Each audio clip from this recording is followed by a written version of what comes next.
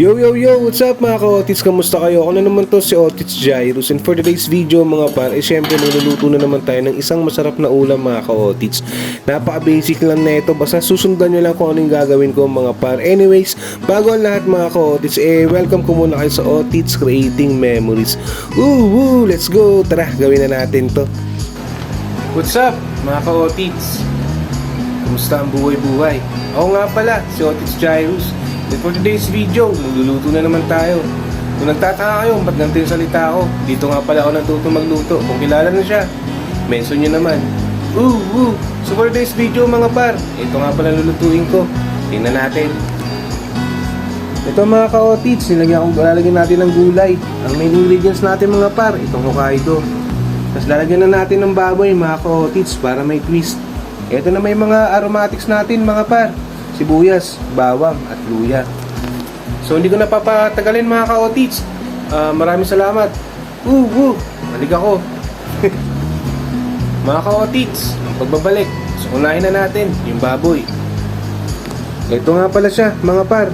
Ilagyan ko lang ng paminta at asin. Tara, lutuin natin. So first step natin mga ka-Otits, prepituhin natin yung baboy. Huwag nyo kalimutan lagyan ng asin at paminta. So ayan mga ka-Otits, tatakpan muna natin hanggang sa maprito natin ng ganito mga par. After nyan, pwede na tayong mag-isa ng bawang, sibuyas at luya. Tara, ilagay na natin mga ka-Otits. So isusutay lang natin to mga ka-Otits hanggang sa mag-brown. Then after nun, pwede na tayong maglagay ng Hokkaido. So dalawang Hokkaido nga pa lang nilagay ko dyan mga ka-Otits. So pag nalagay nyo na mga ka-Otits, pwede nyo nang haluin. Syempre, kailangan mag-mix yung lasa ng baboy at ng Hokkaido mga par. So after nun, hiwain lang natin sa gitna mga ka-Otits.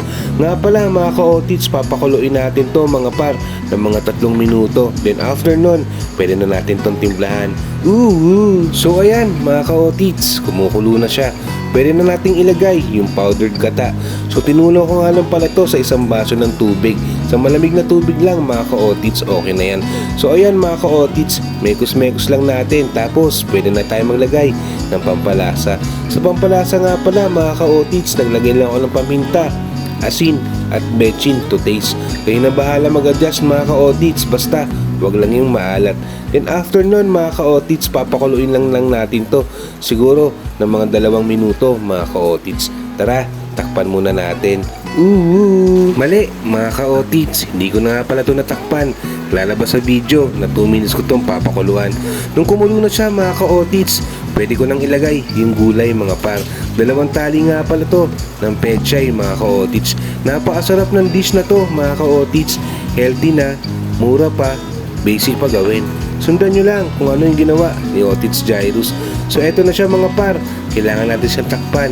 Hindi ko alam kung matatakpan ko to. Natakpan na mga ka-Otits. So pag kumulo na siya mga ka-Otits, pwede nyo nang tikman. Tingnan nyo rin kung luto na yung gulay natin. So dapat balanse yung lasa. Tingnan nyo naman mga ka-Otits, napakasarap na ng dish na to. Magsando kayo ng maraming kanin mga ka-Otits dahil mapaparami kayo. Tara, pwede na natin tong iserve sa Otits Gang. Let's go!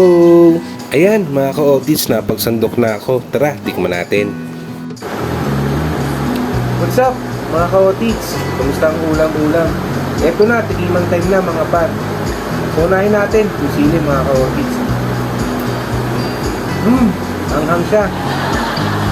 Hindi, tara, tikman na natin to mga par. Baboy. Solid.